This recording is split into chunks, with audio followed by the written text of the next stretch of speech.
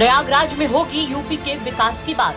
विकसित यूपी बैठक प्रयागराज जल्द आ रहा है। जिन्होंने आज तक उनका सहयोग किया हो या जो आज भी उनके साथ खड़े हों, उनको वो इस तरह के बयानबाजी से सोचने को मजबूर कर रहे हैं। इधर सच बोलना भी गलत है। सच बोलोगे तो मारे जाओगे, तो झूठ बोलते हैं हम लोग भी।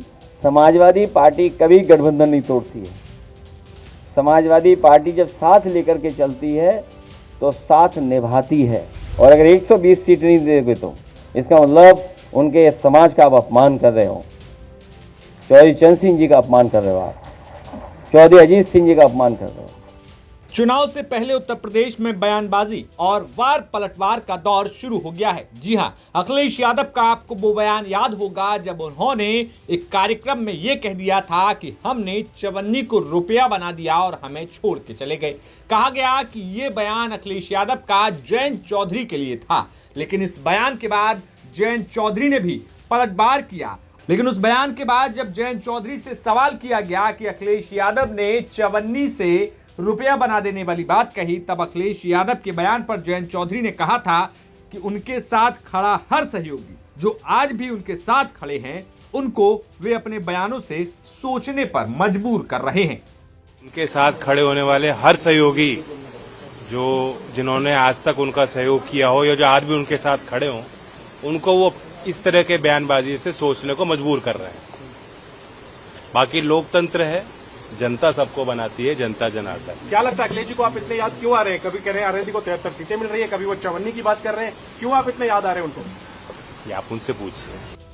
अब जयंत चौधरी के इस बयान का अखिलेश यादव ने आज सपा कार्यालय पर हुई प्रेस वार्ता में बड़ा तरीके से जवाब दिया। अखिलेश यादव ने कहा कि हमने तो जो बात सच थी वो बात कही, और जो बात सच है वो इतनी कड़वी क्यों लग रही है। तो वहीं अखिलेश यादव ने यहां तक जोड़ा कि समाजवादी पार्टी जिससे अपना गठबंधन करती है, कभी गठबंधन तोड़ती नहीं है। इधर सच बोलना भी गलत है। सच बोलोगे तो मारे जाओगे, तो झूठ बोलते हैं हम लोग भी। सच बोलना भी मुश्किल है आजकल, और इसलिए मुश्किल है कि हमारे प्रेस के साथियों को भी बहुत बड़े पैमाने पे वो मिल रहा है, क्या बोलते हैं, दाना। तो इसलिए सही गाना वो भी नहीं गा रहे। समाजवादी पार्टी कभी गठबंधन नहीं तोड़ती है। समाजवादी पार्टी जब साथ लेकर के चलती है तो साथ निभाती है, और हमेशा समाजवादियों ने साथ निभाया है। मैं तमाम दलों से कहूंगा जो समाजवादियों को घेर रहे हैं वो बीजेपी को घेरें। लड़ाई बीजेपी से है, सरकार बीजेपी की है, दिल्ली लखनऊ में बीजेपी की सरकार है। अब जहां जयंत चौधरी के बयान पर अखिलेश यादव ने बड़ी बात कही, तो वहीं दूसरी तरफ जयंत चौधरी का बीते दिन 21 अगस्त को एक ट्वीट सामने आया था, जिसमें उन्होंने कहा था कि सियासत की लड़ाई में कुछ सस्ते शब्द बोलने ही थे तो मेरा नाम लेकर बोल देते, कोई बात नहीं थी। जाट समाज को टारगेट करना और कहना ABCD हमने सिखाई। मैं इस अहंकार को देख चुका हूं करीब से और मानता हूं कि ऐसा आचरण सिर्फ पतन लाता है। तो अब जहां जयंत चौधरी ने अखिलेश यादव के बयान को सीधे तौर पर जाट समाज से जोड़ दिया, तो वहीं आज जयंत चौधरी के इस जाट समाज से जोड़े जाने वाले बयान पर अखिलेश यादव से सवाल किया गया। अखिलेश यादव इस बयान पर भी अपनी प्रतिक्रिया देते हुए नजर आए। अखिलेश यादव ने कहा कि अब जब बीजेपी के वो साथ हैं तो हमने जितनी सीटें दी थी, जितना सम्मान किया था, बीजेपी को उससे ज्यादा यानी कि डबल सम्मान करना चाहिए और आरएलडी को 120 सीटें देनी चाहिए। इतना ही नहीं, अखिलेश यादव ने चौधरी चरण सिंह का नाम लेकर कहा कि उनकी विरासत के नाम पर भारतीय जनता पार्टी को हमसे ज्यादा सम्मान अब आरएलडी का करना चाहिए। सुनिए क्या कुछ अखिलेश यादव कह रहे हैं। जितने भी सहयोगी दल हैं भारतीय जनता पार्टी, उन सबको ज्यादा से ज्यादा सीटें दी जाए। अगर हमने किसी को 30 दी हैं तो उसको 3 गुना मिलनी चाहिए, 4 गुना मिलनी चाहिए। अब तो ठीक है, हम तो चाहते हैं कि भाई अगर हमने कोई बात कह दी है तो बीजेपी के लोगों को कम से कम उनका सम्मान बनाना चाहिए और उन्हें 4 गुना सीट देनी चाहिए। तो 4 गुना कितनी हो गई? 30 के 4 गुना कितना हो गया? 120 सीटें मिलनी चाहिए उन्हें। और अगर 120 सीट नहीं दोगे तो इसका मतलब उनके समाज का आप अपमान कर रहे हो। चौधरी चरण सिंह जी का अपमान कर रहे हो आप, चौधरी अजीत सिंह जी का अपमान कर रहे हो।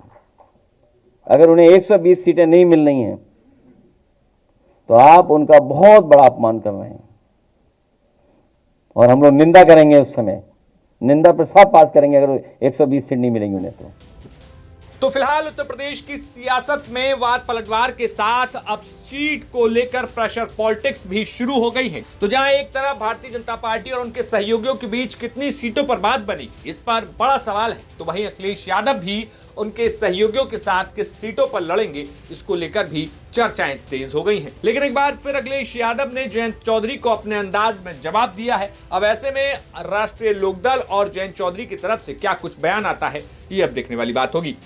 ब्यूरो रिपोर्ट, यूपी तक। पवन जी, एक बात होती है, क्या आपको कभी ऑफर नहीं आया बीजेपी की तरफ से? बहुत बार आया। आया। कैसा आया? आया। क्या ऑफर आया? आया, हमने बताया था राष्ट्रीय अध्यक्ष जी को। आया। किस तरह का ऑफर आया? मतलब सब आया, विधायक मंत्री सब आया। जानते हैं, ये भी घटना बता दें आपको, हम मेरे पिताजी, जैसे मैंने राजनीति शुरुआत की तो मेरे पिताजी कभी नहीं चाहते थे, लेकिन जब मैंने राजनीति में मैं प्रवेश कर गया, लखनऊ स्थित उपाध्यक्ष हो गया, तो ये भी बहुत महत्वपूर्ण घटना है। नेताजी का फैजाबाद आगमन था, तो मैंने कहा कि आपको मेरे घर चलना। कहे हाँ चलेंगे तुम्हारे घर। मैं जेल से छूट के आया था, वही मेरे ऊपर गैंगस्टर और सारे मुकदमे दर्ज हुए थे बहन जी की सरकार में, उसके बाद मैं छूट के आया था। तो मैंने कहा आपको मेरे घर चलना। कहे चलेंगे। नेताजी मेरे घर आए, अंगूरीबाग कॉलोनी में। मेरी माता जी ने खाना बनाया था। नेताजी ने जो मेरी माता जी ने बनाया था, पूड़ी सब्जी दही कचौड़ी दही बड़ा जो था सब खाया। नेताजी ने बैठ के पूरा आराम से सब खाया और खाने के बाद कहा कि और कुछ बना है। तो हमने मम्मी बुलाया अपनी माता जी को, तो उन्होंने पूछा क्या नाम है आपका? कहने मेरा नाम गीता। कहने बताइए कुछ और बना है? कहने जो बना था सब खिला दिया। फिर उन्होंने, मेरी माता जी ने कहा नेताजी से, ये पढ़ते लिखते नहीं है, क्या होगा इनका? नेताजी ने कहा पवन के कारण आज मुलायम सिंह यादव इस दरवाजे पर आए हैं और देखना वो एक दिन वो भी आएगा। आज मेरे आने पे डीएम कप्तान बाहर खड़े हैं, एक दिन पवन भी आगे जाएगा, डीएम कप्तान भी बाहर खड़े होंगे, पवन बड़ा आदमी नेता बनेगा।